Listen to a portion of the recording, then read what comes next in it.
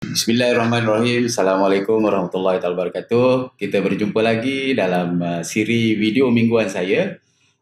Saya Saiful Mualim, 28 tahun dalam bisnes, dalam networking bisnes dan juga traditional bisnes di bidang corporate.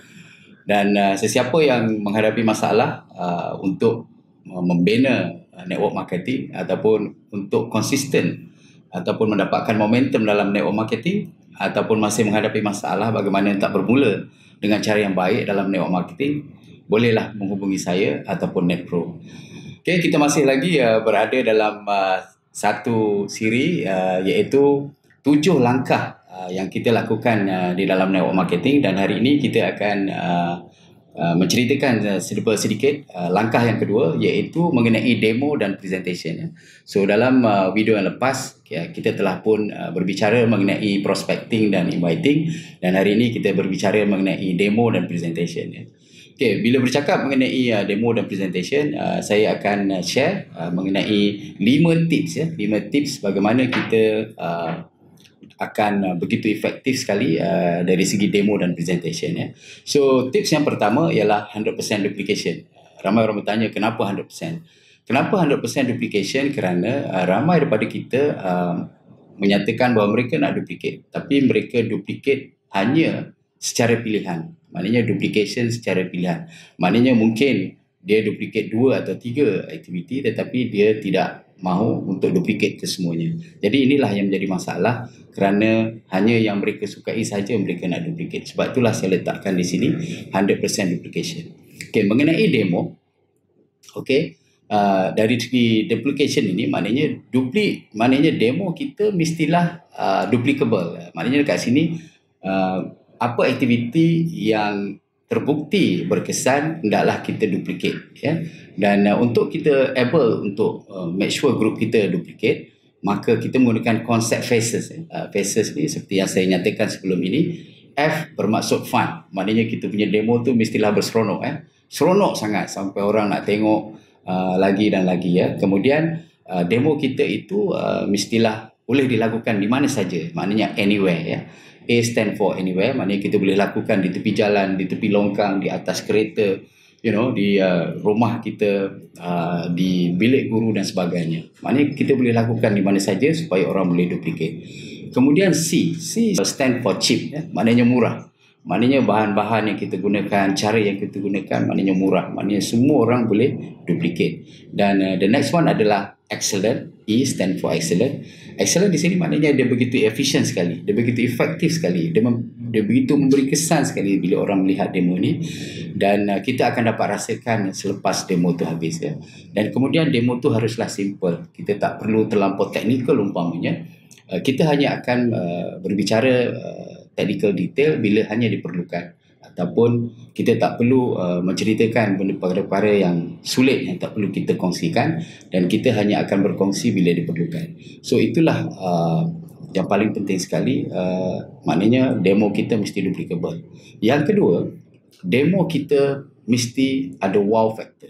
Ramai orang kata bila ada demo adalah sale, tak ada demo tak ada sale. Mungkin ada kebenarannya, tapi yang paling penting sekali demo kita kita mesti sendiri tenang, kita mesti konsisten dari segi penyampaian, maknanya kita soft spoken, dan kita konsisten daripada awal hinggalah akhir, dan kita bolehlah apply 5 steps of having effective demo.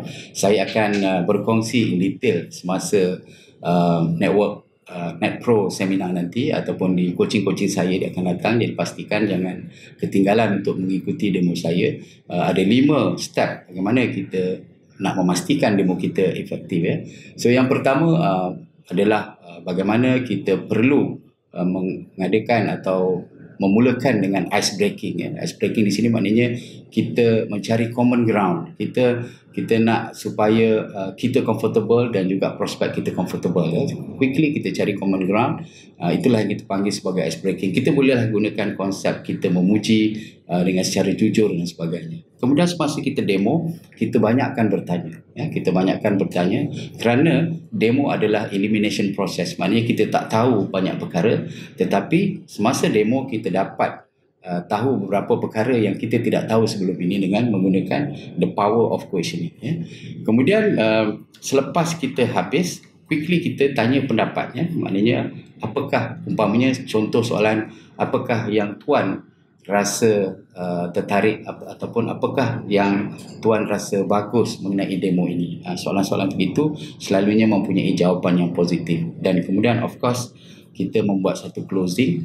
Dan untuk membuat closing itu, closing bermaknanya tidak semestinya kita akan close sale, tapi closing yang saya maksudkan di sini maksudnya kita haruslah memastikan bahawa kita tahu di mana kita berada dari segi step of closing, dan sebab itu kita mestilah menjadi seorang coach, iaitu kita sentiasa memberi information yang menunjukkan value ataupun nilai tambah kepada produk itu, dan kita juga menjadi konsultan untuk memberi penyelesaian apakah masalah yang dihadapi untuk memiliki produk atau memiliki services yang diharapkan. Dan selepas itu kita perlulah launch the business. Maknanya apakah aktiviti yang harus kita lakukan supaya insya-Allah prospek kita itu selepas membeli produk kita, mereka akan bersama-sama kita dalam bisnes. Dan ini saya akan cover dalam step yang kelima, iaitu step get it started. Alright.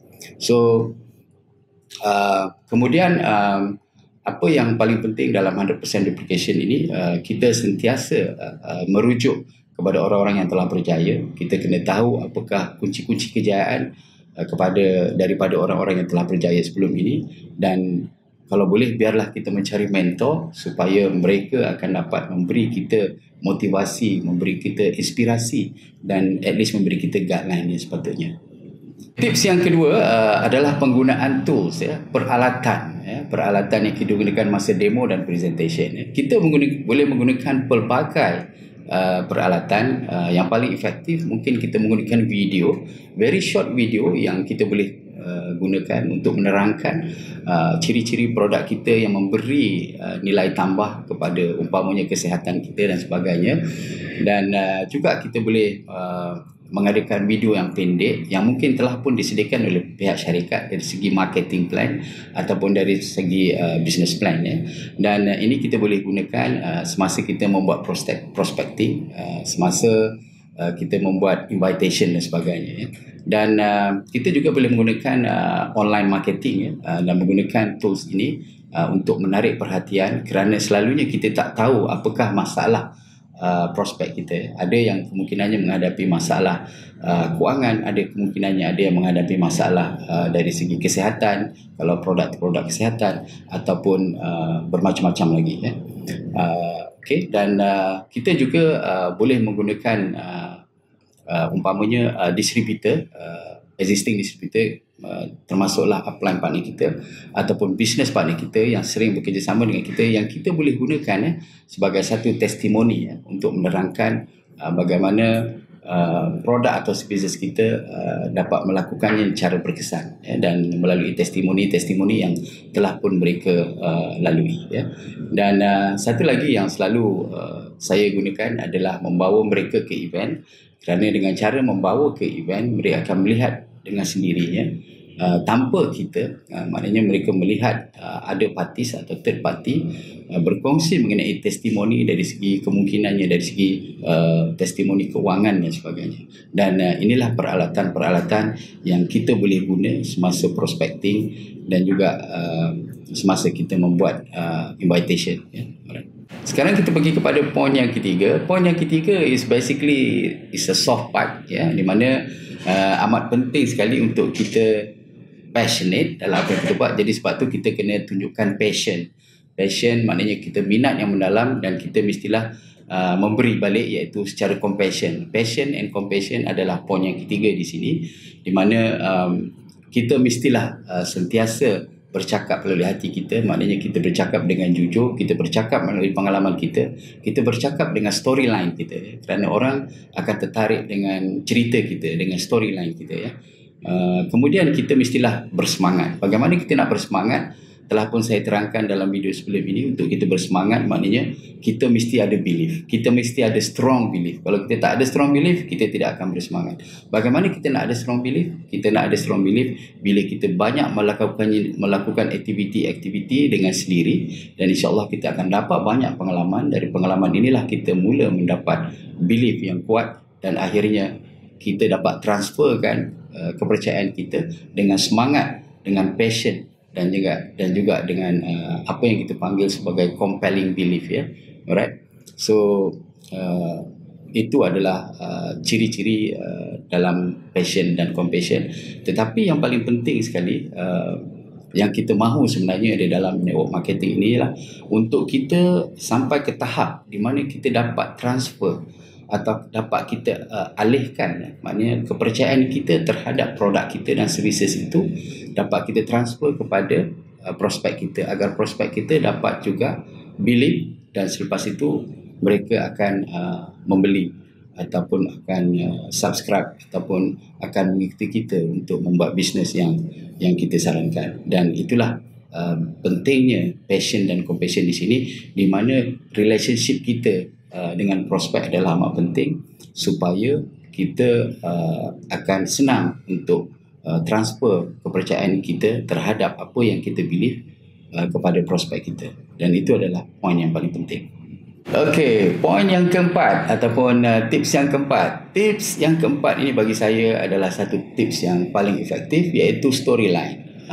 Sesiapa yang belum pernah gunakan storyline di dalam demo dan presentation, maknanya kita harus start daripada sekarang, ya. So saya selalu menggunakan konsep 3K di dalam storyline ini. The first K stand for kesesuaian produk dengan services kita. Maknanya kita boleh bercerita bagaimana produk yang kita gunakan itu sesuai dengan kita. Umpamanya produk kecantikan, bagaimana ia sesuai dengan kulit kita dan sebagainya, dan kita dapat mempertingkatkan kita punya confident level kita dan sebagainya.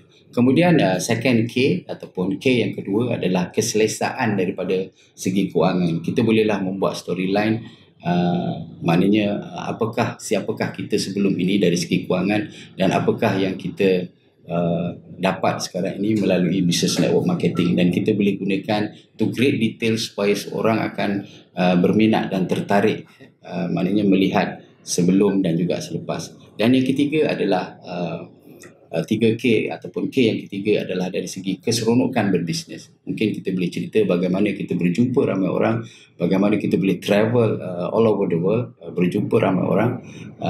Orang kata business with leisure, maknanya bisnes yang jadi keseronokan tanpa pressure. Business with leisure without pressure. Nak tak kalau kita diberi peluang? Tentu kita nak, kan? Maknanya kita tidak ada bos yang menekan-nekan kita untuk melakukan kerja dan juga sebagainya. Dan amat penting, bila kita membuat storyline, kita cerita sedikit background kita semasa sebelum, dan juga kita cerita keadaan kita selepas itu. Maknanya apakah perubahan yang berlaku sebelum dan selepas, dan inilah yang akan menarik perhatian prospek kita. Apatah lagi kalau storyline kita storyline yang mengesankan, yang memberi satu emosi dan juga satu kesan yang mendalam dari jiwa prospek kita. Okey, tips yang kelima, iaitu yang terakhir dalam demo dan presentation ini, adalah membuat ataupun menggunakan presentation yang tepat.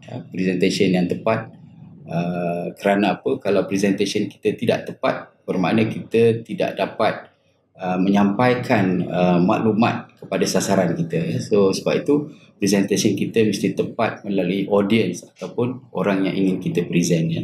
So yang paling penting sekali adalah kita prepare. Maknanya kita membuat persediaan yang lengkap dan mantap. Bila kita ada persediaan yang lengkap dan mantap, insya-Allah dia akan smooth dan orang boleh mengikuti kita dengan mudah, ya. Kemudian kita mestilah